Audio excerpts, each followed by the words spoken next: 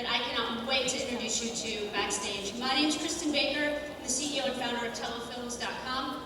We make, thank you, we make content for queer women with lesbians in the lead. And we are one of the sponsors here of ClexaCon, and I'm just super excited that we brought it over to the UK, and that all of you are here, and we're going to talk about industry stuff. Before we get started, I would love to know who in here would love to do something in film, television, yeah? And then who enjoys watching film and television? Okay, cool, all right. So, without further ado, let's introduce our first panelist. Is the creator and lead writer of the teen werewolf drama Wolfblood, which she won a BAFTA for in 2014 for Best Writer. She has also written for the Spartacle mystery Hinterland and is currently writing a finished rework of Sherlock Holmes called Sherlock North. ClexaCon, please welcome badass Debbie Moon!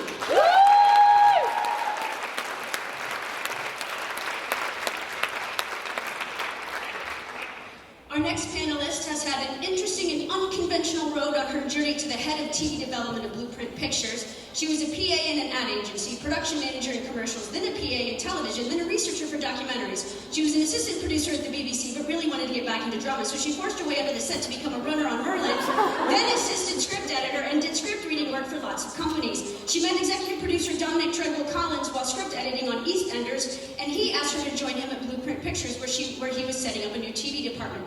She has script exec'd their first three-parter for BBC One and Amazon US, a very English scandal. ClexaCon, please welcome badass Delyth Scudamore.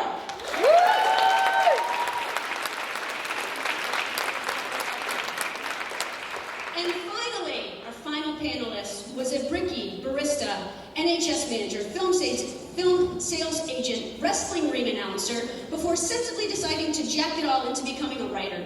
She wrote a popular digital series, Threesome. She's gone on to be a writer on BBC's EastEnders and is one of Edinburgh TV Festival's One to Watch for 2018. She is currently developing a series of working-class monologues with Jed Mercutio at Hat Trick Productions and a horror thriller feature, Covetous, about the UK parole system with director Melanie Light. Please welcome our final badass, Lisa Gifford.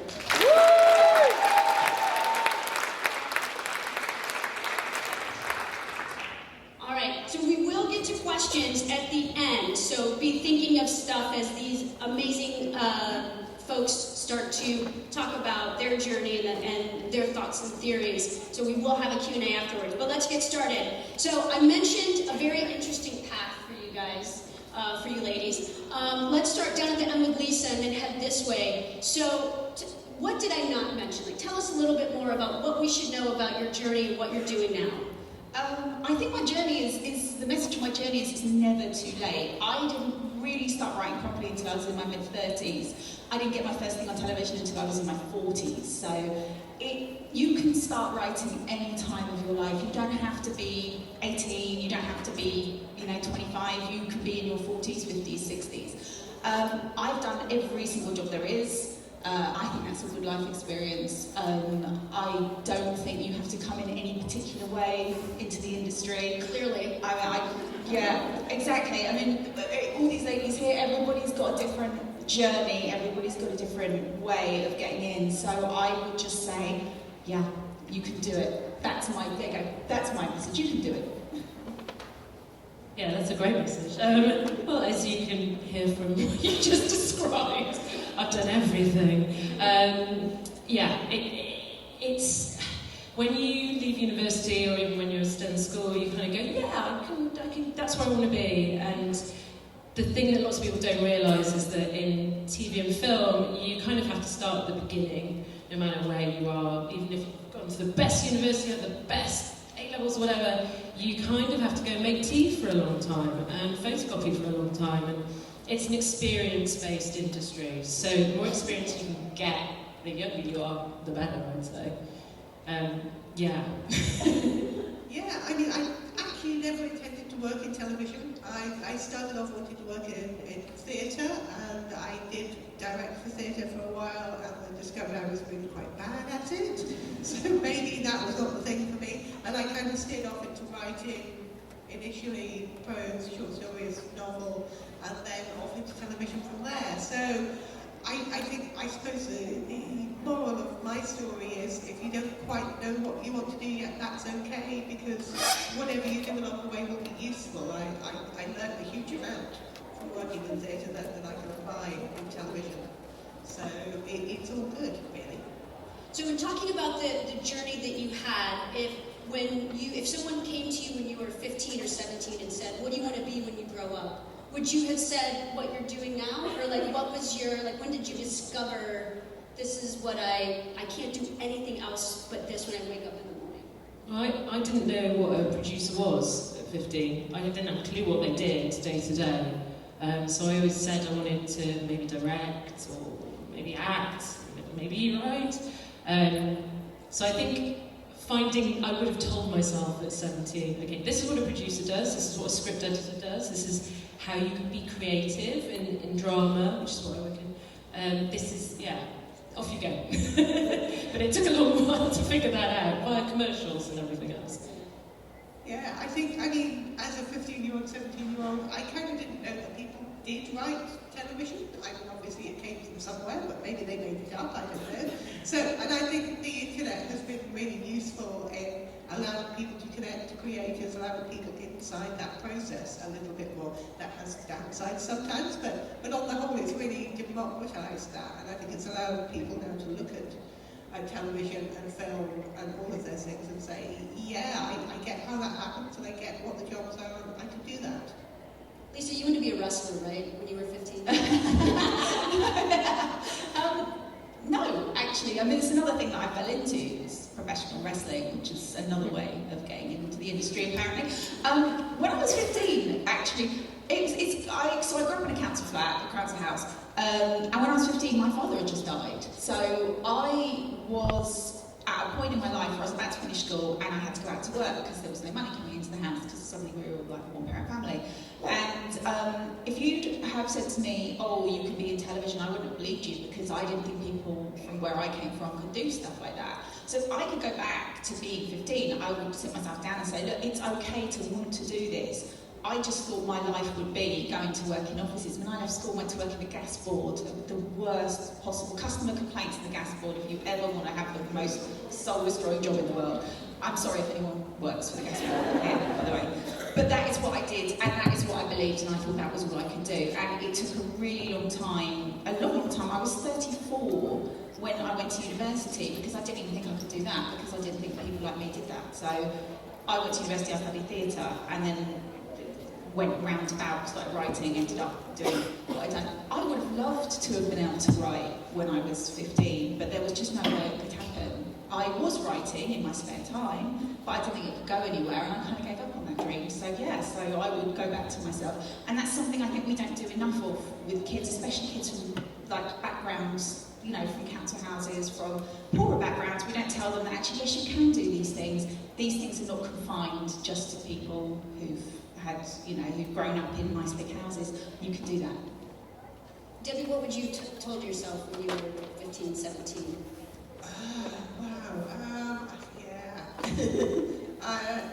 When you're kind of 15, you kind of don't know anything, really, do you? You think you understand the world and you kind of don't. But I suppose I would have just told myself that actually it doesn't matter if you don't quite know what you want to do yet, and you will find your way to things. It's just sort of following what you're interested in. I was a big sci-fi fan, Star Wars, all that kind of thing, and it felt very accessible for me, again, as a kid from a very working class background, with very little money in the house and not a great sort of family dynamic. It felt something unachievable that other people did, and very much I would say the same thing, this is achievable. It's going to be harder for you than it might be for some other people, but it is achievable. And Delyth, you would tell yourself what a producer was. Anything else you would have said to your younger person? Don't give up. As you've heard, it took me a long time to get to where I wanted to be. I think there's lots of people who come into the industry in their early 20s and again, as I said, you kind of think you're going to be doing all the cool stuff straight away and it takes time, but value that time because you can learn so much. Because I've done lots of different things, I know how a production works. I know I've been a runner on the floor of shows. I know kind of how it all works, and that gives you confidence later on when it matters. So it's no bad thing to have done different areas in the industry.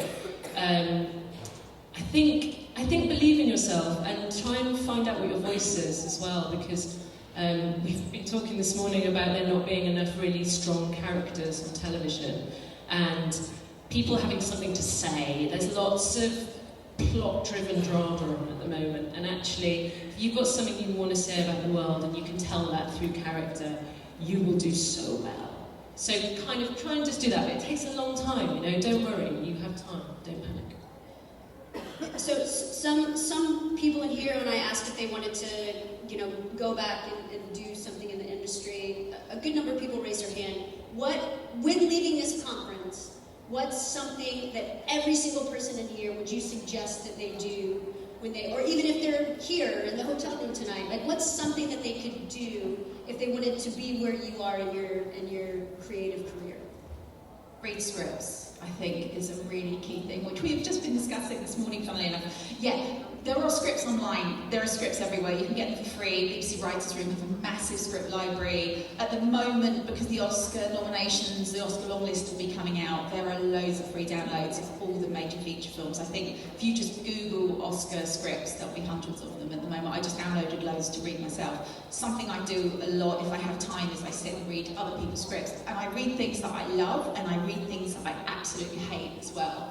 Because if I hate something, I want to work out why I hate it. If I love something, I like to work out why I love it. So I will read. I tend not to read anything that I'm a bit meh about, but if I love it or hate it, if it gives me a reaction, I read it. I would say, if you want to get into the industry, especially if you want to be a writer, but if you want to be anything in film or television or theatre, read tons and tons of scripts and watch tons of television and film. It's a permission to go and watch loads of film and TV. Even if you don't like something, try and watch an episode, I think, just to get a feel for it. If something's really popular and it's not your cup of tea, still try and watch a bit of it to see, you know, I have this rule, I watch something, if something's super popular, I'll watch at least an episode.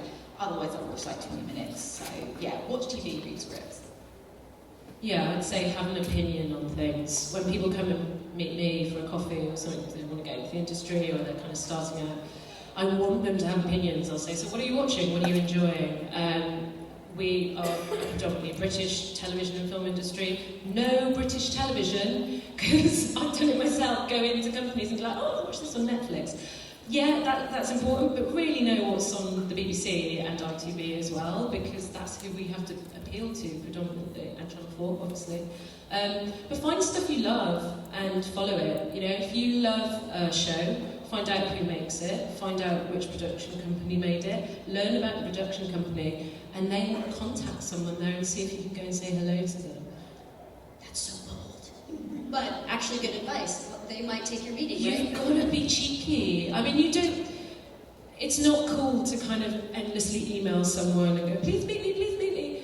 That's not okay. Send a speculative email and just say, hey, can I have a coffee with you? Be polite, and then leave people alone. If they want to meet you, they will. And there's good people out there. Not everyone, but there's a lot of, you know, we've all gone through that process of trying to get through, trying to break down that door. So, yeah, there will be people who will answer your email.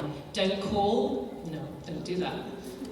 That's good. Debbie? Yeah, I mean, following on from that, I think most people in the industry are extraordinarily generous with their time, and you can tweet at the writer of your favourite show and ask them a question about it. You can ask writers for writing advice or how they got into the industry. And generally, as long as you are polite and don't take up too much of people's time, they are enormously generous, and they will sort of help you to get a sense of what's going on out there and how you should get into things. And I think the other thing I would recommend for British writers particularly is the BBC Writers' Room, which I think doesn't get enough credit for how many careers it has launched and how many writers it has helped. 3, 4, 5 times a year they just open up and absolutely anybody can send them a script. And they will read that script, and if it's, you know, if there is some potential there, even if it's not a perfect script, they will refer you to producers who might want to work with you. They will send you on free workshops. They will help you to get where you could get as a writer. And I guess, you know, they were very instrumental in getting Wolfblood launched and In the Flesh as well. And I think they don't get enough credit for what they do, really. Channel 4 screenwriters as well, I'd add to that. There's not that many open schemes for anyone to just submit, but Channel 4 screenwriters is one as well. So, what is your creative process? How do you write? How do you come up with ideas? How do you take that idea and then decide to sit down and spend time with that story and those characters? Wow. I call it Lisa and Debbie. It can be from anywhere at all. I get ideas all the time. I have a file on my mobile phone that I just jot 1 or 2 words down. There are ideas in my head that I've had for like 10 years that are just sitting there waiting for the right idea. I keep saying we've been chatting this morning, because we've just had breakfast, and we were talking about different ideas. Debbie and I were not invited to breakfast, but that's fine. It doesn't matter. We have a special club with Angels. We talked about this. Debbie and I talked earlier, and you were at your breakfast. Yeah, that's what it was. But we just sat, and a lot of our conversation was, there must be something in blah, blah, blah, blah, blah. And you may not have a fully formed idea yet, but you just know there's something there, and you let that gestate for a long time. And that's what I do, is I just let things gestate. I listen to a lot of true crime podcasts as well. I mean, a lot of true crime podcasts. Fans of true. Yeah, well, I'll chat to you guys afterwards, definitely. I listen to loads of them, like Up and Vanished and Vanished. Up and Vanished, yeah. Up and Vanished is amazing. Just listen to that, definitely. And Sword and Scale and all of those. And you can get so many good ideas from those, and especially because a lot of them are American, so if you can make them British, then you've got something really quite interesting. So, yeah. They've just made Homecoming, haven't they? Yeah. Yeah. They have, and they've made Dirty John, comes out this month, and Doctor Death comes out next year. So, podcasts. Debbie, what's your creative process? I find a lot of my ideas actually come from watching other films and TV shows and thinking, oh, I wouldn't have done that. To be perfectly honest, I mean, I'm not saying that what they did was wrong, but I'll get to a certain point and I'll think, oh, but if you'd done this instead, then that would have happened, and this character would have gone there, and suddenly you have an entirely story. So quite a lot of the time, things sort of start off like that. But as for the actual process, I tend to find I'm thinking about things for a long time. I have a box, and I will just write on bits of paper and throw it in the box. I will find postcards. That's the first time I've ever heard of a box of ideas. That's fantastic. I have a box for every project I'm thinking about working on, and anything related goes in there. Newspaper articles, anything to do with it. Just little scraps of paper where I put like 3 words I won't understand when I come back to them later, obviously. And it all goes in the box, and at some point I think, okay, right, I'm ready to work on that now. I will spread it all out and try and make some kind of sense of it. And not every bit ends up in the final idea, but it's just kind of physicalising, I suppose, what's going on inside my head as I'm thinking about it, and then from there I will go on an outline and then eventually write a script.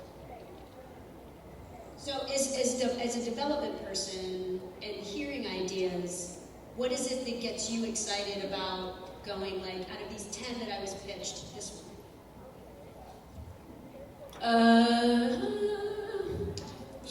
We get sent a lot of stuff that's a really good moment or a really good character. There's tons of amazing ideas out there. What then could go forward in development needs extra things, and that is really a story. A story of that you can see, and we talk a lot about structure in development, which is boring, but it's basically someone going from A to B and stuff happening in the middle. But it's change, different things happen. So as an audience, you're watching it and you're going, oh, this is interesting, oh, hey, this is interesting. So yeah, we need to see the legs of something as a story. That's probably the biggest.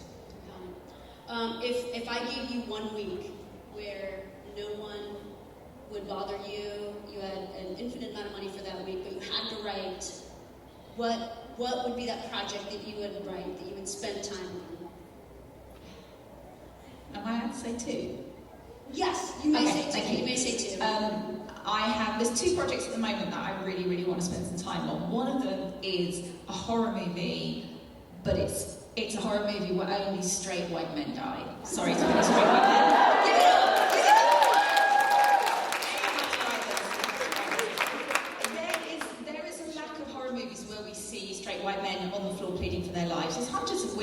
out there pleading for our lives all the time. That's the horror movie I want to write, and I have it plotted, I just need to sit down and write it. So now you've encouraged me, I need to go home and write that. Get a box. Get a box. Yes. Put the white men in the box. Yeah, that's what I'm going to do. I really apologise to any straight white men out there. I'm really sorry. And the other one is, again, around the murder podcast. I want to write something about somebody putting together a murder podcast, because I think that whole world is fascinating. Well, I have a project that's actually sort of about second draft stage, and I keep meaning to go back to and rewrite, but it's just never going to sell, so I never quite get around to it. But it's a big Transformers-style, $200 million blockbuster movie about drones taking over the world, as you do. So at some point, I really want to go back and write it. Probably nobody will ever make it, but I love it, and it has so many queer characters in it. Yes, write it. I would do. You don't like sit and type out stuff, do you, or do you? I don't write dialogue. I do. What would you like someone to pitch you? As in a week of pitching, what would you like people to come and pitch you? I really want to do a kind of female Breaking Bad. I love really dark, complex female characters. I'd love someone to pitch me a political show where the politicians are saying things that I wish they were actually saying in real life, so we could just write what we wanted there. Like the new House of Cards. I'm like, oh, go on, why can't we have that over here? Action adventure, that's what I'd love to do. A la the Goonies or something like that. There you go. Yeah. So I want to get, Delyth, you mentioned that you believe British TV drama, and you mentioned this earlier, is currently in crisis. Why do you say that? And I would love to get Debbie and Lisa's thoughts on that. So just TV drama, British TV drama, you believe is in crisis? Just drama at the moment. There's a lot of factual entertainment shows that are doing really innovative things, and I think we're slightly lagging behind on drama. One aspect is using social media. 13 Reasons Why, I don't know if you guys have seen that, but that show is using social to show story beats across different platforms and integrate the mediums and just get a wider audience and broaden the world that you're looking at. I think that's really exciting. I want more of that. The other thing is just a general thing about not feeling as though there's enough really strong characters on British television at the moment. I grew up in the 90s, and there used to be a lot of sitcoms and dramas, but a lot of sitcoms that have really strong characters that we can all reel off, like 10, 20. Now, I can't really think of any really strong characters on British television, drama or comedy. We were saying Lindsay Denton in Line of Duty, if you guys watched that. I don't know if you guys saw The Bodyguard. Same actress, she's not memorable at all. Keely Hawes, and she's brilliant. I didn't think she was that memorable as the Home Secretary. We're going for that. But yeah, just America has such a good pedigree of writing strong voice, and you might totally disagree with Debbie, I don't know, but I think it's maybe different on kids' TV, but we don't have a Marvellous Mrs. Maisel in the UK. We don't have a This Is Us. The last thing we did that was kind of gang show was kind of Queer as Folk, This Life. Those shows are nearly 20 years old. Oh, 20 years old. Yeah, that's my issue. Yeah, I think that there's a lot to be said for that. I mean, I'm sure you've all seen the report that came out, was it last week, saying that the BBC is essentially in crisis because no one under the age of 30 is watching it. And, they're not going to suddenly start watching the BBC on terrestrial telly when they hit the age of 30. Multi-platform viewing is now where it's at, and I don't think we're adjusting to that. I'm not entirely sure that American TV is adjusting to that as well as it should, but at least they have Netflix and Amazon based there.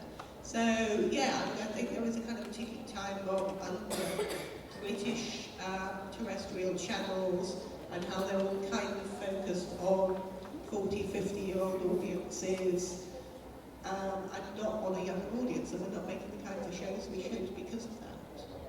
Yeah, and I think I agree with both of you, I think, which is quite dull because we're all agreeing with each other here. I'm sorry, we could start a fight, but I think you're right, and I think there's a disconnect, and I think when you're trying to write stuff, and I'm sure when you're trying to develop stuff as well, it does become quite frustrating because we all go and have meetings with broadcasters because that's our job, and they say they want this or this or this or this, and then you give them this or this or this, and then that's not what they want at all. They want that, and that. And it's almost a bit of a guessing game as to what they actually do want. And you can pitch stuff.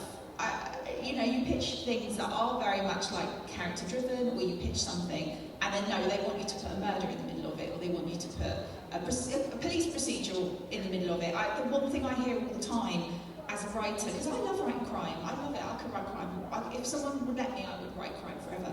And I will go and pitch something, and I say, we're not doing any more detective dramas, and then there's another detective drama on the telly, and it's like, yes, but that's just what we've seen before. So I think that is the frustration, is I don't actually think they know what they want, but they just know that they want this younger audience. They don't take risks, commissioners. They're very scared to take a shot in the dark, in the way that the SVODs are doing much more of, were, still, I think. And obviously the SVODs have more money, but you don't have to have a huge amount of money to innovate dramatically. You could make a show on a very low budget that could be interesting and can be something we've never seen before, and we're just not doing enough of that, I think.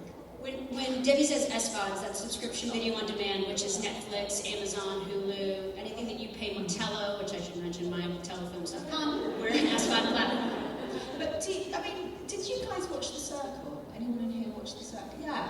I thought that was fantastic storytelling, and that's reality TV, but that's proving you can do a show based around social media and tell a story, and that story was amazing, and I was hooked, completely hooked to that show. The Love Island model of, who watched Love Island here? No one. Wow. Raise it high, come on. You liars, There you all go. did. Look at that. So, you remember Friends? It's a really important show to know about, actually, because what it does, very cleverly, whether you like it or not, is it uses real-time feedback from what Twitter audiences are saying they like about the show. They then loop that back into the storylines that they... It's all storyline, guys. It's not real, any of it. I know, I'm so sorry. I'm so sorry. Just threw that curtain back and exposed everything.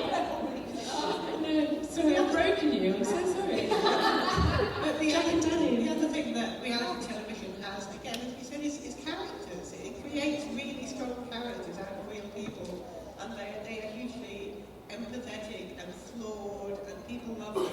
And we don't necessarily see characters of that kind of strength in the drama we're producing, because it's so much more plot-driven and murder-driven.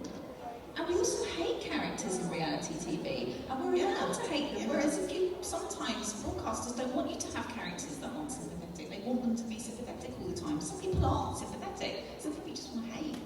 Some of the great characters, if we ask you your favourite characters of all time, many of them would be, quote-unquote villains. But they are, passionate, interesting characters, and we empathise with them on some level.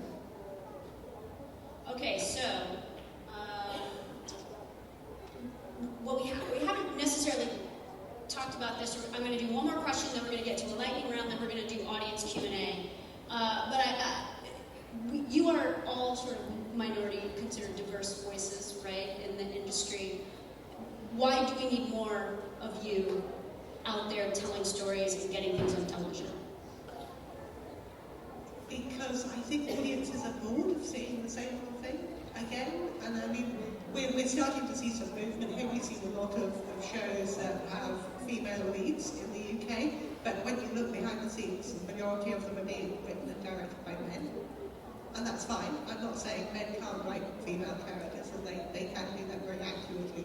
But also, you want authentic voices. You want, if you're going to do a show about what it's like to be a black inner city teenager, you need a black writer to do that, or someone who has at least very easily lived in that community for a long time. You can't just say, Fred Blogs is really reliable and he got 10 million viewers for his last show, so we'll send him to do it. No, I agree. I think there is a stagnation at the moment, or there has been a stagnation, and I think you look at shows, and there are shows on British television at the moment that maybe aren't doing very well, and the reason they're not doing very well is because you can tell the voices writing them aren't authentic. They're trying to tell a story that's not a story they know or understand, and therefore it becomes a problem. I've been in writers' rooms where we've been telling working class stories, and I'm the only working class person in the room, and I'm trying to explain benefits, for instance, to somebody who's never been anywhere near the benefit system and doesn't understand how the benefit system works. Or homelessness, for example, how you can become homeless. I've been homeless, I've slept in my car. I understand that world, whereas trying to explain that to somebody who's grown up in a very nice house and gone to a very nice college and never had to worry about having their home taken away from them. Because there are things, sorry, I bang on about this all the time, about class and about sexuality and everything, but it's so important because those things, you can never understand those things. If you've never had to go out in the street, worry about holding your partner's hand, how can you possibly write about that or write that authentically unless you understand that world? And this is why sometimes television feels inauthentic. I'm sorry I'm getting on a rant now, but I feel really passionately about it, and it's all the same people writing the same thing. And until we start bringing in new people and start bringing in that diversity, it's never going to change. So that's why it's really fucking important. Sorry, I swore. I wish there were more gay women on British television in drama. You take a clap for that, right?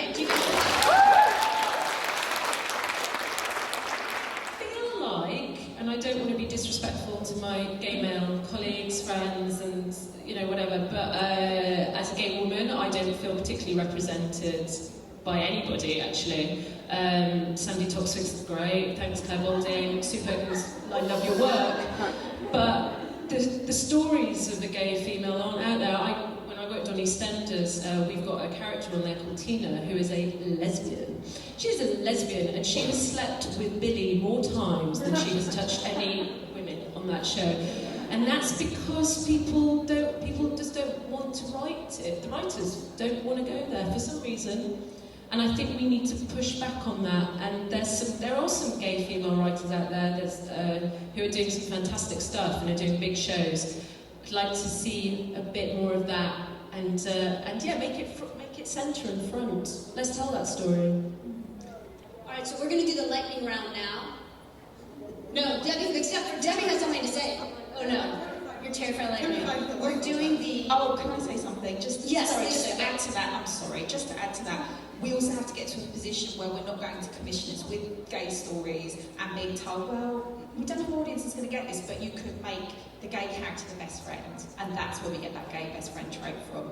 We have to stop that. And stop calling it a gay story, because people go, it's too many gay stories. Gay stories. Yes, we've already got a gay story, so we can't have another one for 5 years. No, we can't have two.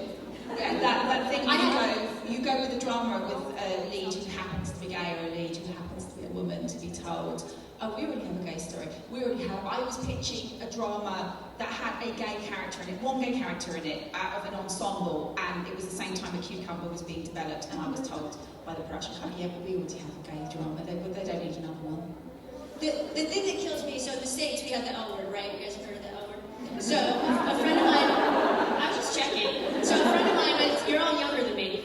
So a friend of mine was pitching to a network, like a new, I know the new L word came out, or is in development, but this was before, and they said, someone reading it said, well, we had the L word, we had the L word, you had the L word. And I wanted to be like, no one says to Dick Wolf, we have enough shows in Chicago. We have our medical drama. No, they add more effing medical dramas and more procedurals. And if there's been more CSIs than there have been lesbian TV shows in the whole entire world, which is insane. So that's the kind of shit.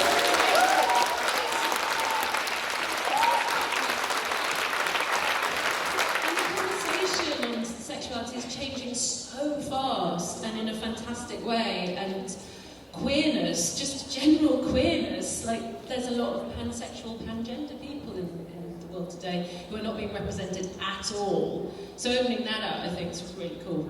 Yeah, I think we're making dramas quite often that feel very alien to the audience. If you're a 25, 30-year-old person and you're watching some show on the BBC where there's like one gay character and they're very camp and that's it, you're looking at that and you're thinking, that's not my life, that's not the world I understand, that feels like the 1950s or something.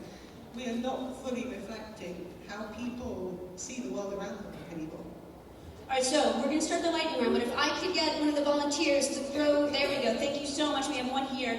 All right, ready, the lightning round. Okay, so just to make it easier, we're going to start with Lisa, and we're going to go this way.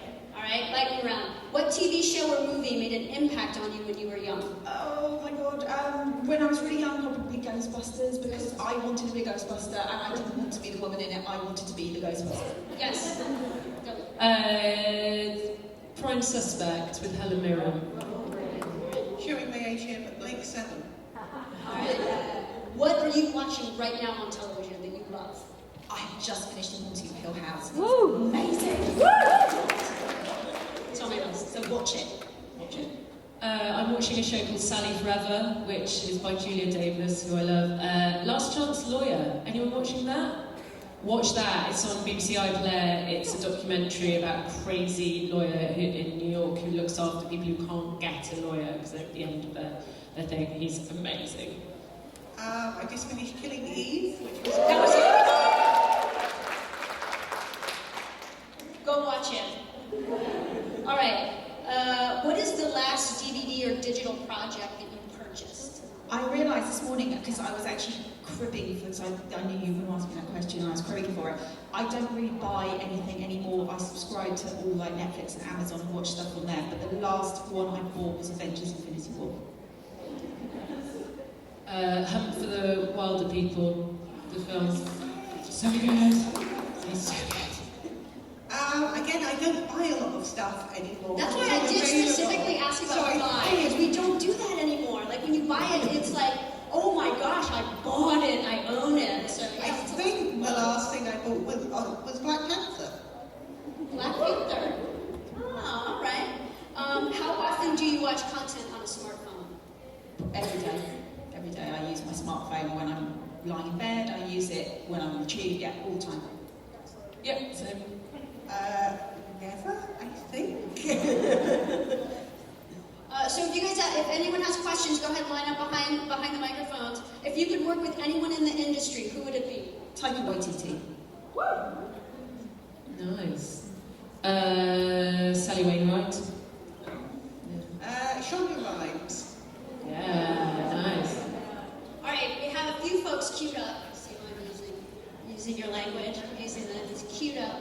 All right, we'll start here.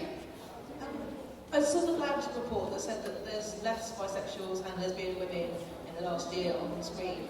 But with the quotas on mainstream, do you think that means that we really need to be investing more in the LGBT SVOD platforms? And would that be something you would look to do?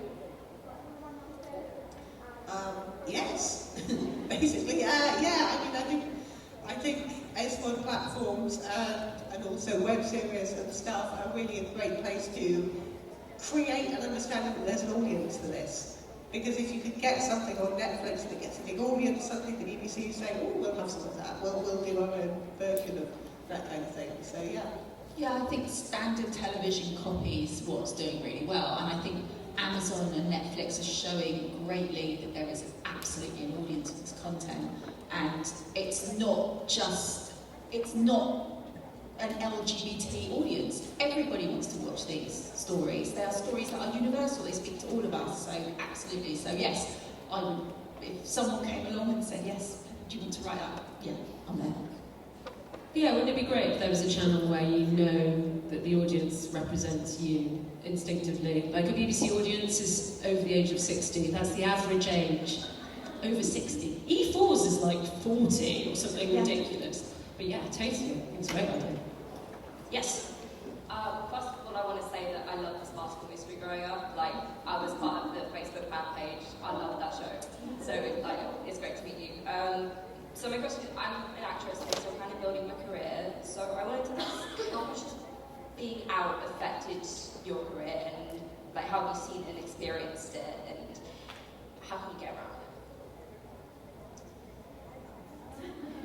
Yeah, I think certainly on the surface, the film and TV industry is quite welcoming. I don't think I've ever hit any problems really, for being an out lesbian. There have been points where I've gone for jobs and they've said, oh, we don't really want a woman to write on this show. I mean, they haven't said it like that, but it's been fairly obvious that was what they were saying. But no, as a queer woman, I don't think it's... Maybe it has and I haven't known. Because, of course, as a writer, you're always going up to work on a show and it just, you know, they come back to you and they say, oh, we didn't think you were right.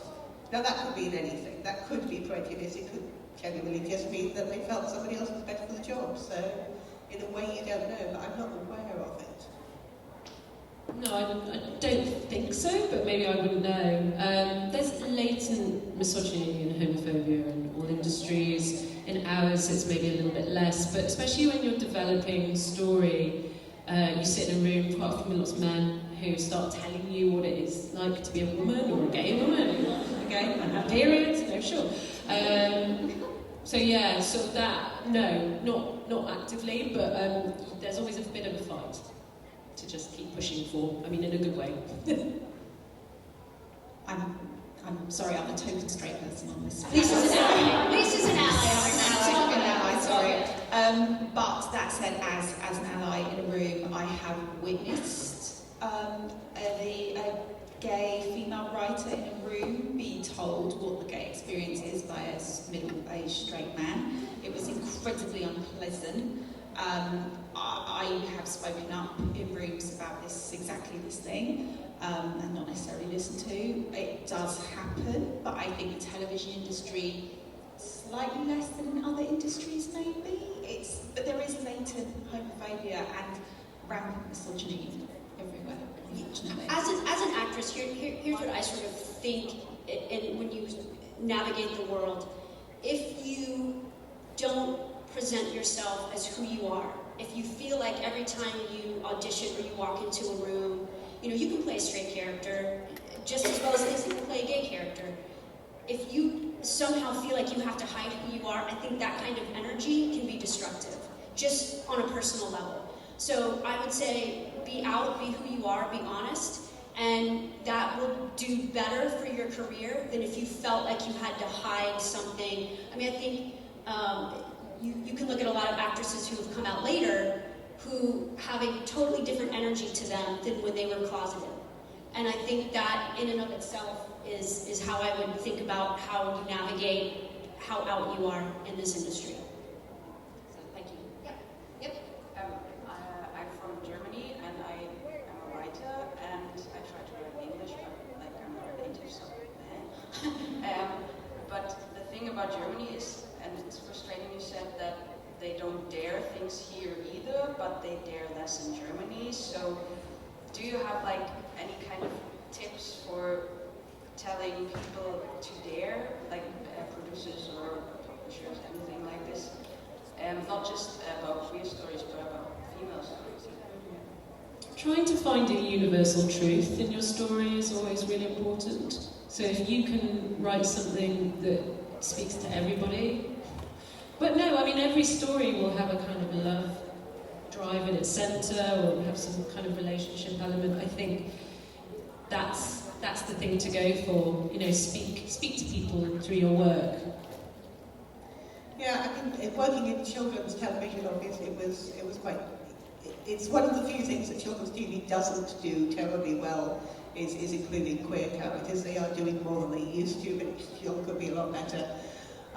What I've found, and what I've been telling other people recently, is that just saying it's unrealistic. Your audience will look at this world with no queer people in it and say, what is this? It's ridiculous. Has been quite useful, particularly for young audiences where you're appealing to a very specific age group and you're trying to get into their heads. I found that saying, well, I don't think a 12-year-old kid would see this world as realistic, has been quite helpful. Another thing you can do, which is what I did when I was starting out, is I made my own stories. So if I couldn't get my stories listened to and there was something I was passionate about, I went off and made a short film. I've made web series. I didn't have a lot of money to do that. It was self-produced. I met people who had equipment and we worked together. That's how I got those stories out there, and they were important to me and I wanted to tell them, and for lots of different reasons. I mean, I have a really silly short about a superhero who's a mum, and I just want to tell that story. And and she's a mum, and she's a lesbian mum, which is, you know, although you don't, that's not part of the story. It just so happens that her partner's there, who's actually played by Rochelle, who's sat in the front row, and she so happens her partner's a woman. And I wanted to tell that story, and I couldn't find anyone interested in telling that story, so I told it was a short film, and hey, you know, it won some awards, great. You can do that. You have that power as a creator. You can go out there if you've written something and you're passionate about it. If you've written an hour-long drama and you can't get interest, can you distill that into 5 minutes, or part of that into 5 minutes, and make it yourself, and put it on YouTube, or put it online, send it to Tello, or, you know, do something like that? Is there something you can do to get your voice out there? Because we rely a lot as creators on people saying yes. Well, you can say yes to yourself. So I would So say we have 5 minutes, so I want to make sure we get to everyone. So go ahead. This one pretty much is very similar to that question there, and Lucy pretty much just answered it. But I'm also a writer, and I'm trying to make strong female content, but I am worried that about the rejection side of it, because I know that it's not really accepted too much. How do you deal with that rejection? Do you go and try and just do a short film in it, or do you just put it on the back burner and wait, or what would you do? I mean, I think there's so much rejection in writing anyway. I mean, you know, 90% of what you put out there will never get made for one reason or another. It's just kind of something you have to learn to deal with. And again, maybe you can find another outlet. Sometimes the themes you had in that you can work into something later that maybe won't get made. But yeah, I mean, I think rejection is something we all kind of struggle with as writers, but you've just got to find a way to live with that, really. Same. Sometimes you have to put something in a drawer and forget about it for a couple of years, and suddenly it becomes current again. Sometimes you revisit stuff, sometimes you make it yourself. I think it's okay if you get a rejection. We get a lot of rejection, we get rejections all the time. It's okay sometimes, I think, to allow yourself a day to wallow in that, if it's a particularly big one, and that's how I do it. I had a really big rejection about a week ago. Gave myself a day, I drank a bottle of wine, had some chocolate, got really angry with the world, and then put it to bed and was like, okay, I've got to move on now, and I think that's fine. All right. So firstly, I just want to say it's been a really interesting panel, so thank you very much, ladies. Secondly, I grew up watching a lot of comedy when I was a youngster. I grew up watching people like Victoria Wood and Carolina Hearn in some really great funny shows, and Kathy Burke. But you just don't see a lot of women comedy anymore. There just seems to be this huge lull in comedy shows in general. Like, I don't feel like this generation now make a lot of sitcoms. It seems to be a lot more based on reality shows to make you funny.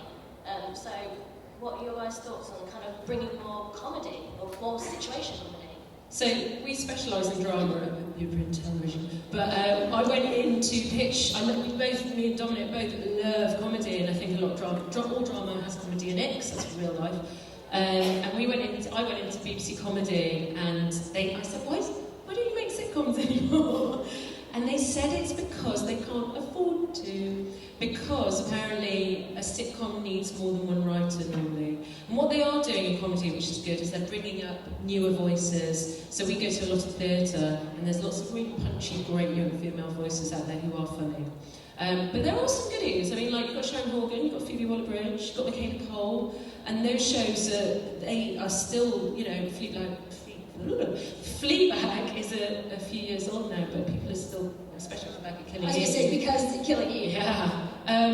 That sitcom format, I totally agree with you guys. I love it in the 90s.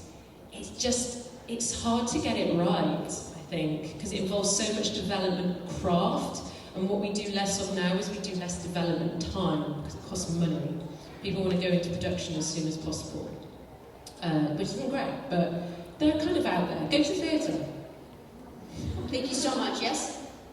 Hi. You talked a little bit about when you were trying to get into the industry, having to be that person in the office that kind of makes the cups of tea or coffee. But how do you get that job in the first place?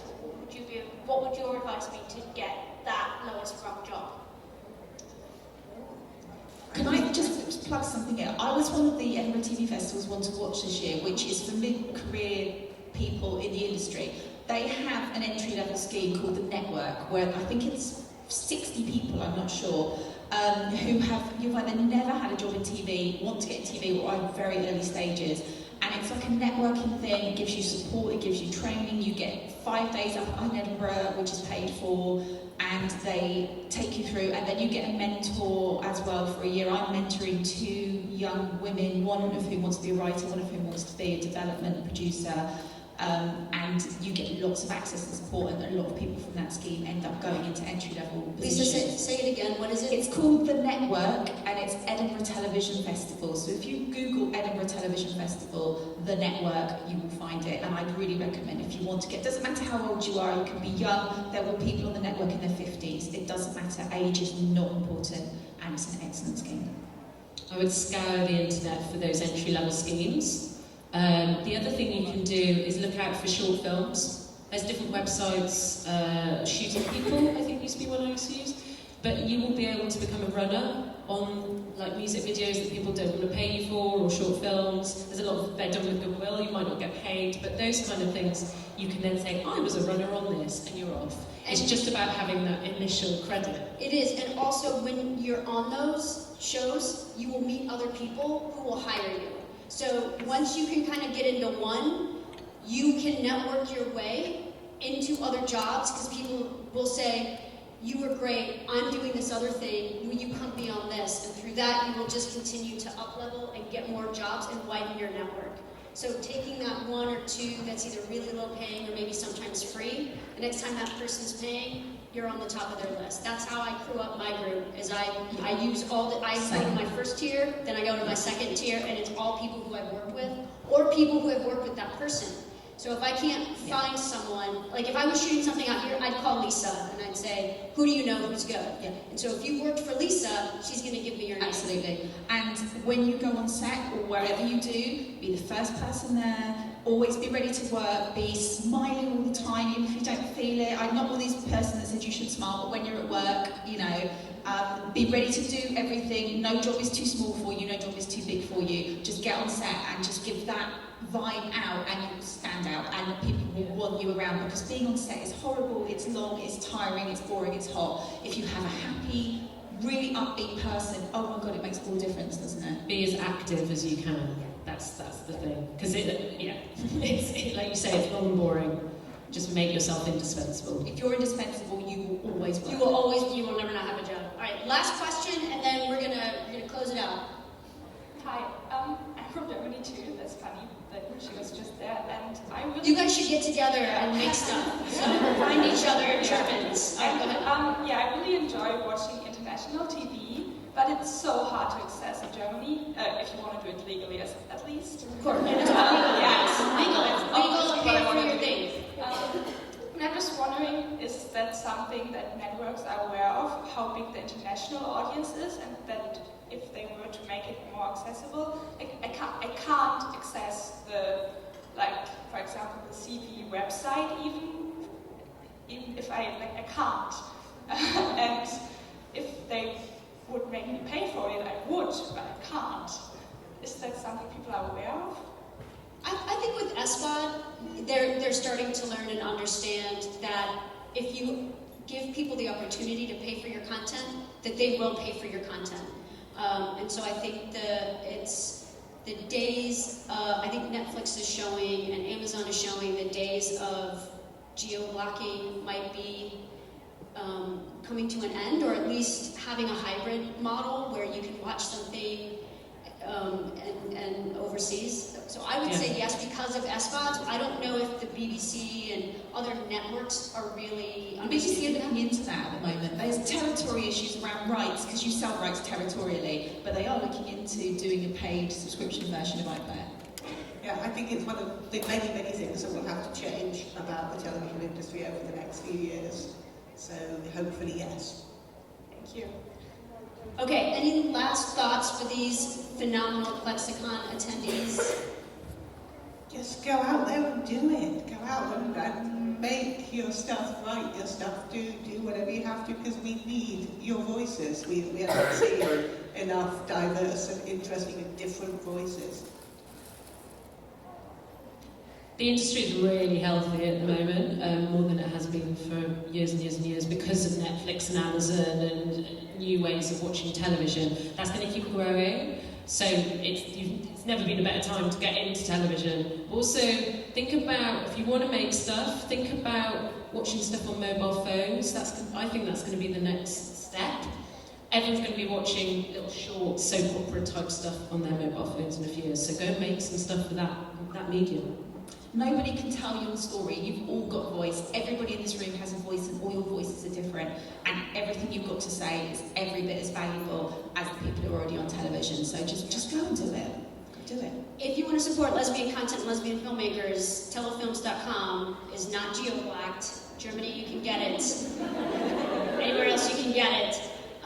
If you want to make content for Tello, please do that. We would love, and we'll take, we don't take scripts except for our pitch to production, but we will take something that is produced and take a look at it to subscribe, and we do pay you. So you get paid per view. So I really encourage you to go check it out, see what we have up on the site, and if you are so inclined, shoot and send it to us so we can further get more voices out there for queer women. So ClexaCon, let's thank our lovely badass ladies.